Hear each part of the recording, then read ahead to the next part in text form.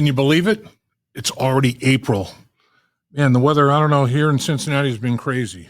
It'll be in the 70s, almost 81 day, and then one day it'll be down in the 40s and then the 30s overnight. I mean, it's a lot of people getting sick. The rise and fall of those temperatures, man, it is nuts. But with April comes the draft. Toward the end of the month, 24th, 25th, and 26th of April, it is draft for the Cincinnati Bengals and the rest of the National Football League. As we've talked about a little bit earlier in podcasts, Paul Brown, who founded the Cincinnati Bengals, also founded the Cleveland Browns, and his posture was to build a franchise, a successful organization, draft successfully, develop those players, and then retain those players. You know, and it worked pretty well for him.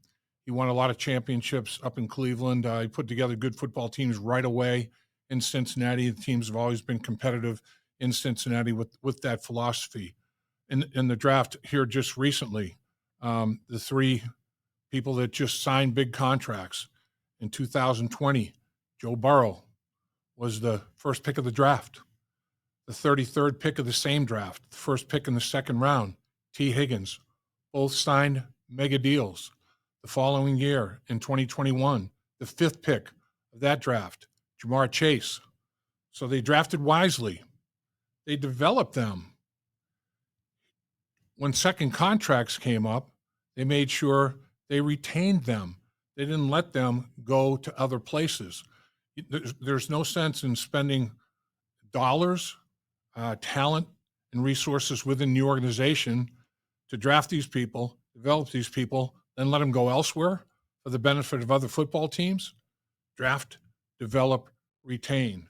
When you look at what they've done in veteran free agency, they've retained their own. I mean, they've done it. They've done a great job of that. We talked about the 3 stars that they retained. 17 free agents, 13 of their own, 4 signings from other franchises, other football teams. Then 8 other people retired, moved on, whatever the case may be.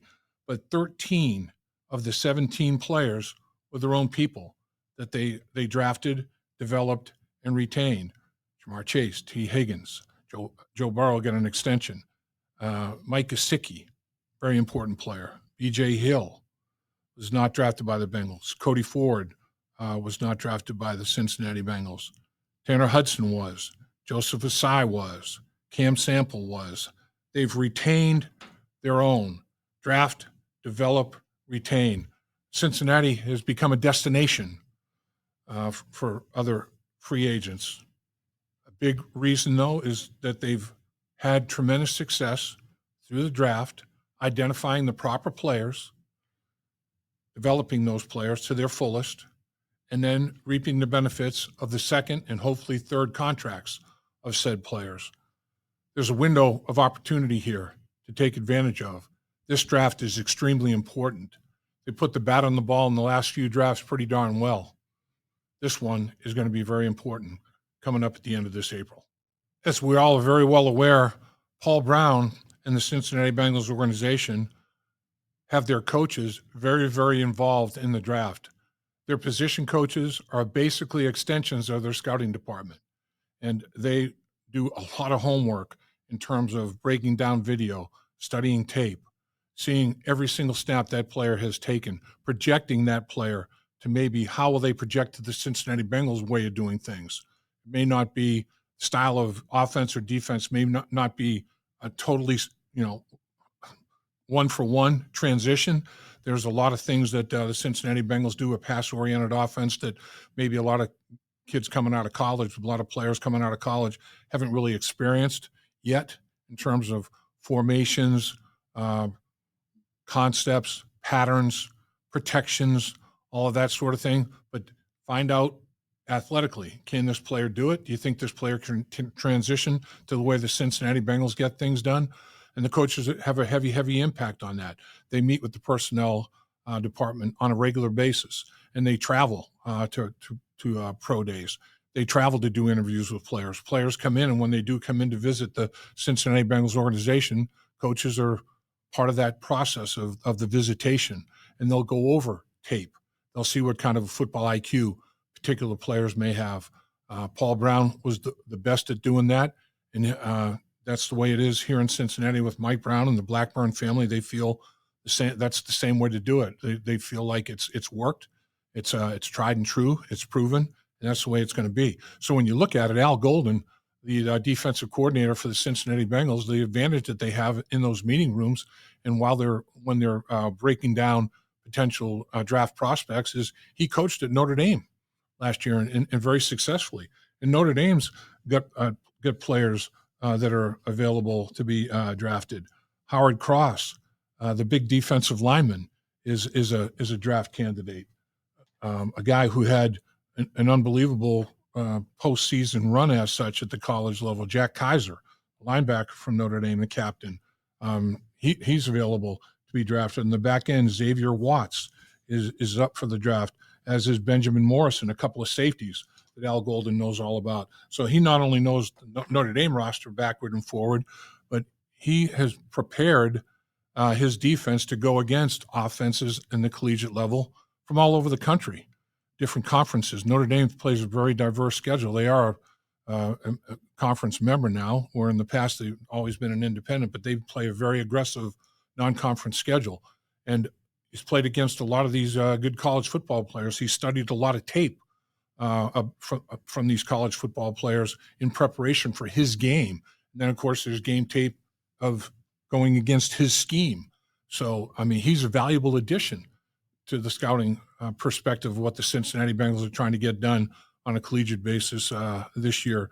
The offensive line coach, the defensive line coach, the linebacker coach, all of these coaches were in the college ranks before they ended up going into the professional level as well. So they know the score in terms of evaluating college football talent.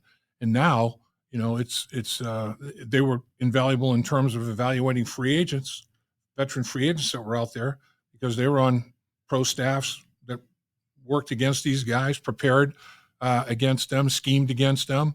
So Al Golden provides the same type of thing for the Cincinnati Bengals on a collegiate level, because he was in the college ranks last year. So I think that the Bengals scouting department has a big boost in the arm, a big shot in the arm, in terms of you look for every tool in your toolbox in terms of evaluating the personnel, the collegiate personnel. And the Bengals probably have a few more tools in the toolbox than other organizations do right now, because of the recent time spent at the collegiate level by Al Golden, you know, the recent time spent at other organizations who the Cincinnati Bengals are going to be playing against with that schedule just being out. The New England Patriots, offensive, defensive line coach, were on that particular staff, the New England Patriots last year. How big of an advantage is that when you pull all your personnel together? So we're talking draft, and we'll talk in depth about the draft. Fortunately, from the Cincinnati Bengals perspective, this particular draft, by a lot of people's estimation, has a lot of depth in the interior of the offensive and defensive lines. That is right up the Bengals' alley. It's exactly what they need to address. They've addressed it in free agency, an interior offensive lineman, and they're going to address it here in the draft as well. Some guys that they may consider in the interior of the offensive line. Kelvin Banks, in my mind, is a heck of a prospect. They got him as a tackle or a guard. I'm projecting him as more of a guard at 6'4", 320. They could kick him inside. That would be a pretty good find right there. Will Campbell, and by the way, Kelvin Banks is from Texas. Will Campbell, big guy at Louisiana State, 6'6", almost 325 pounds. They project him as an offensive tackle. I think he's got another guy that could kick inside to play the guard position. Josh Connolly, a former running back in his high school days, in his early days, even pre-high school.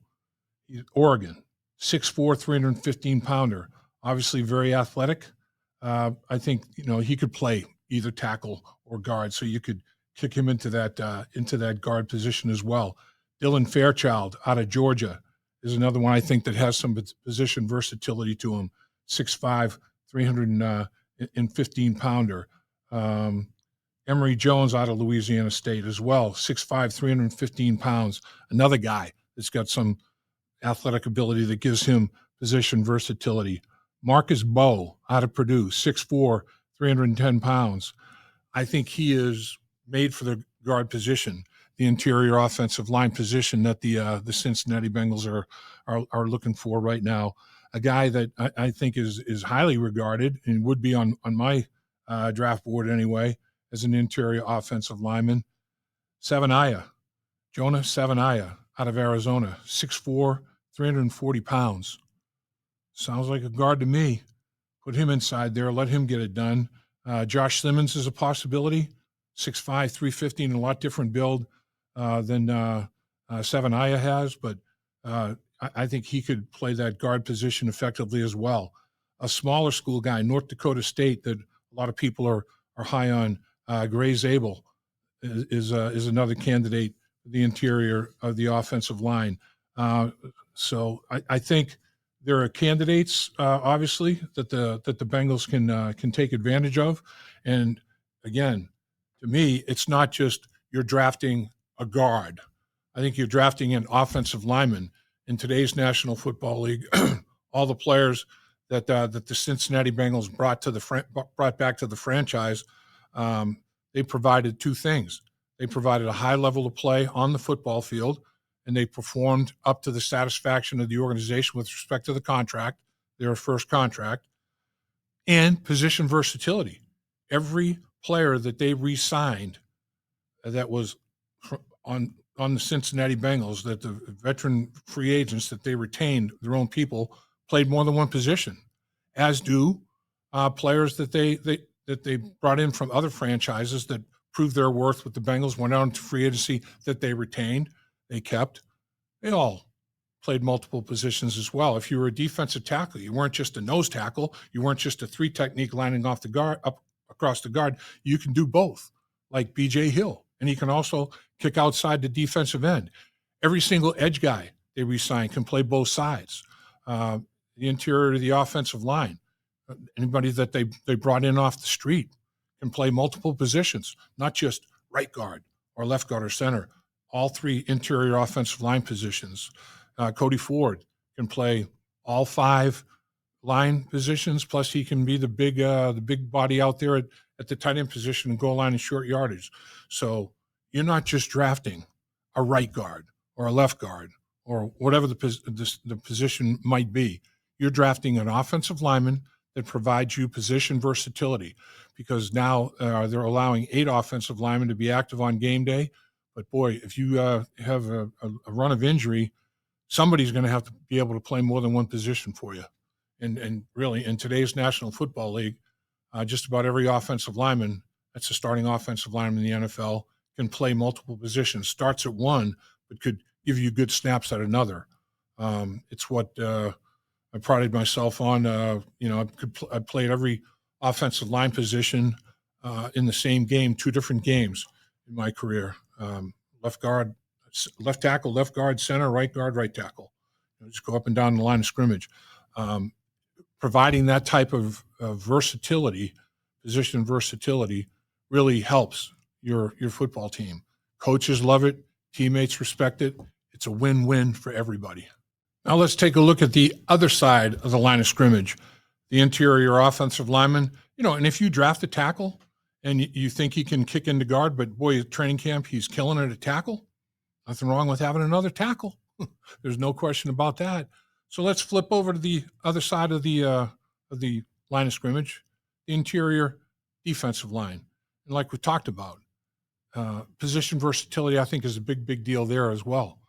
And the Cincinnati Bengals have that, and I think they're going to draft for that. And if you draft a big behemoth at nose tackle, he's probably going to be pretty much a two-gap nose tackle kind of guy. He could play a 2 technique as a defensive tackle. He could get away with some snaps as a 3 technique, the outside shoulder instead of head up down the middle of the guard as a 2 technique, playing that outside shoulder as a 3 technique. But you like to draft players with as much position versatility as you possibly can.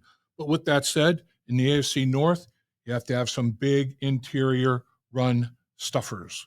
And in this interior defensive line, there are some guys that might fit the bill in that regard. Um, we talked about Howard Cross out of Notre Dame as a candidate as in the interior defensive line position. Michigan's got a couple of players that the G-men, Mason Graham and Kenneth Grant. Kenneth Grant is a beast, 6'3", 340 plus pounds, can run under 4.5 40. I mean, a 5 flat 40, 4.5. That'd be a freak of nature for sure.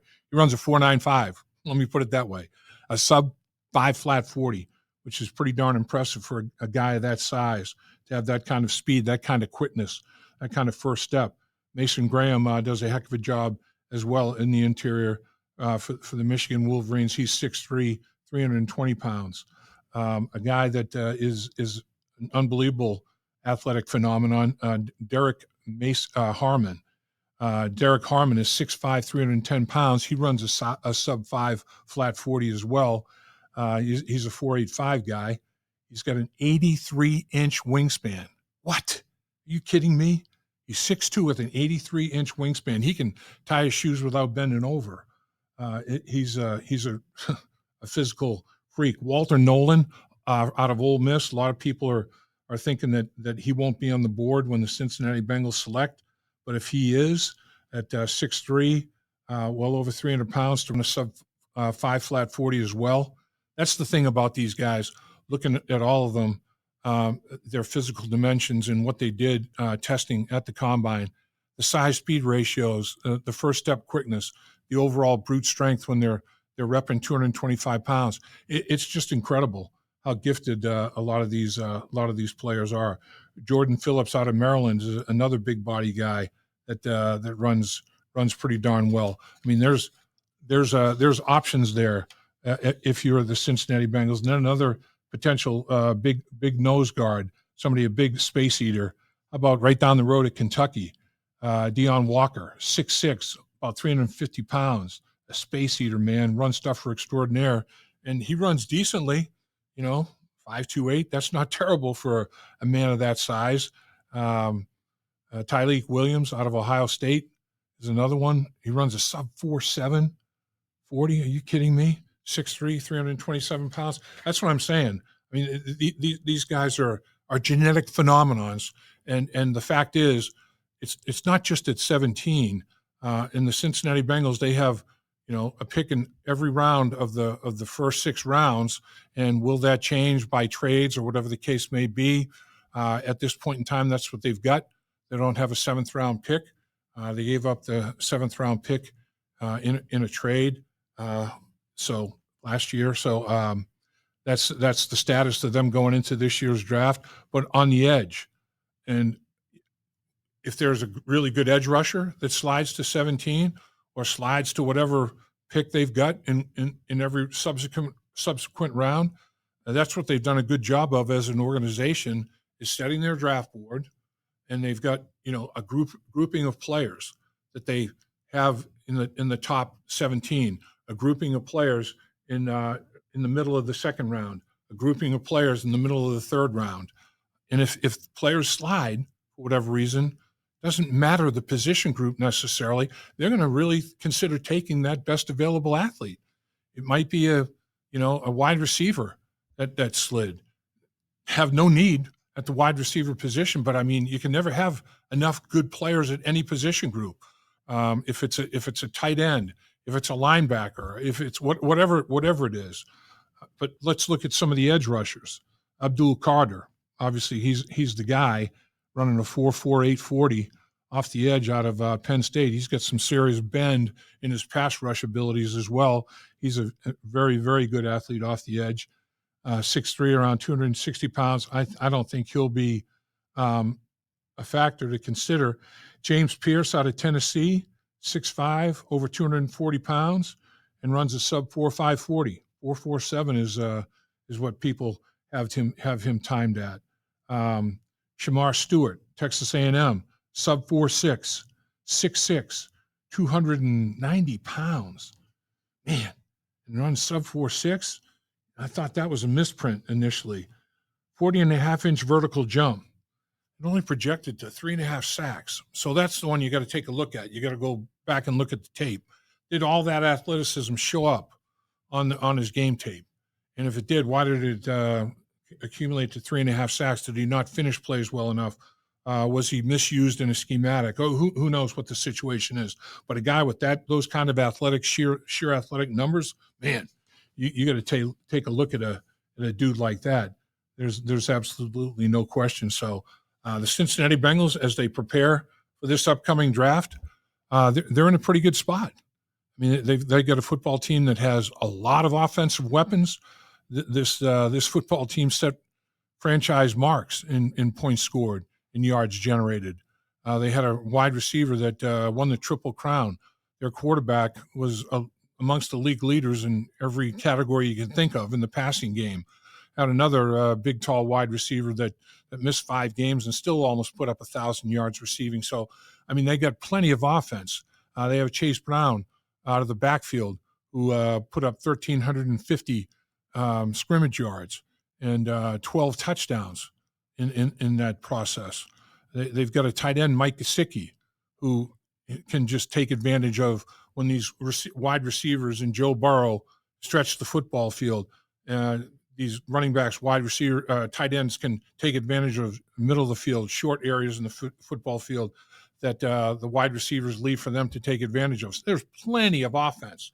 This football team has plenty of offense. What they have to do is address that defensive side of the football and get the defensive production up to the middle, somewhere around the middle of the league in most significant categories. I think that would do the trick. It doesn't have to be a top 5 or a top 10 in every single category, but marked improvement getting up to the middle or closer to the top 10 in most categories would be just what the doctor ordered. And this draft, there's plenty of depth at the interior defensive line, because in the AFC East, the AFC Central, we know you have to stop the run. Teams are going to be able to run the football.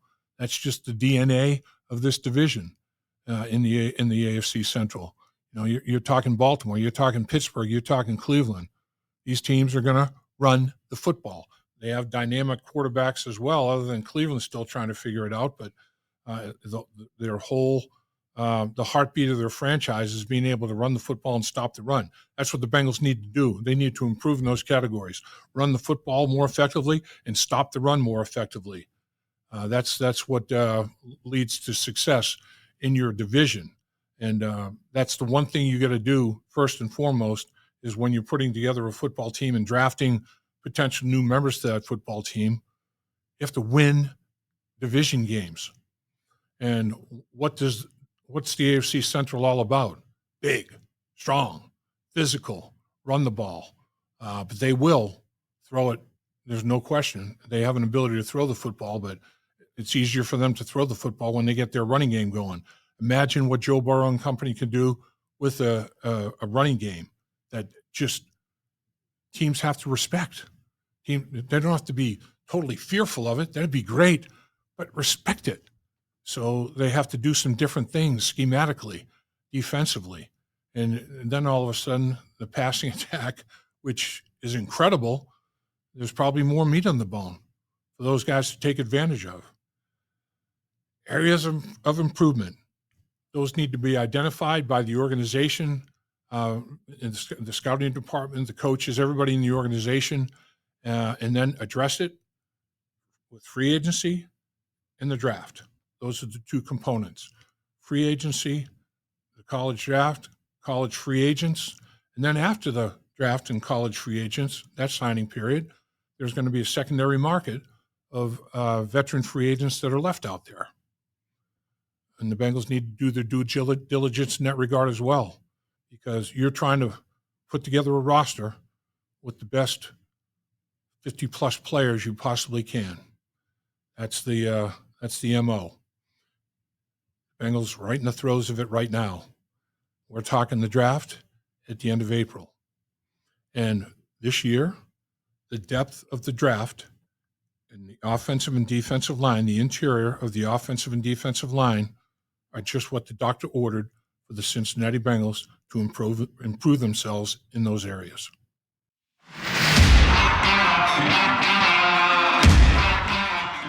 Everybody loves the NFL draft. There's no question about that. So, in honor of that, we're going to have our third annual First Star Logistics draft party. It's going to be at Handlebar at Great American Ballpark. It's going to start at 7 o'clock. And then Friday, of course, is day 2 of the draft, rounds 2 and 3. Brad Johansson will be hosting. Joe Goodberry and myself will be on the panel. And also make sure we get some guests from the Cincinnati Bengals organization that are going to remain a little bit of a surprise to you folks right now. It's sold out. I mean, first time we had it at a Great American Ballpark, it was well received. It's off the charts this time. So the only way you can catch us, watch the live stream on the First Star Media Group YouTube channel. That's the way you're going to be involved. It's going to be a great night. Mark it down. Don't miss it.